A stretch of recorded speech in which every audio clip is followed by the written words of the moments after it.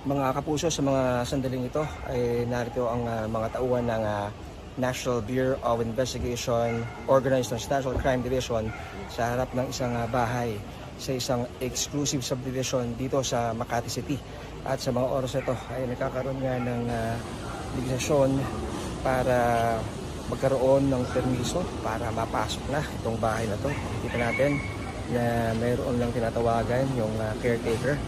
At itong bahay na to sinasabing posibleng kinaroroonan ni Charlie Atong Ang na pinaghahanap ng batas dahil nga mayroong warrant of arrest kaugnay sa missing sa Bongero. So sa mga oras ito, ongoing itong effort ng NBI, OTCD para mapasok ang bahay at aasahan natin na anumang oras mula ngayon ay magsisimula itong search ng NBI para sa pagpatuloy ng paghahanap kay Charlie Atong Ang.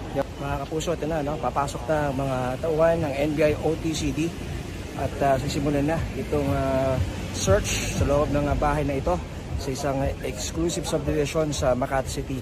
Ito ay matapos nga dumating ang abogado, tatlong tao ito na nakipag-usap sa mga ente ng NBI at sa ngayon ay pinipili na lamang sino itong mga papasok ng mga operatiba para magpatupad ng paghahanap kay Charlie Atong Ang. So namang oras mula ngayon ay sisimulan na itong pagpasok at paghahalugog sa loob ng bahay.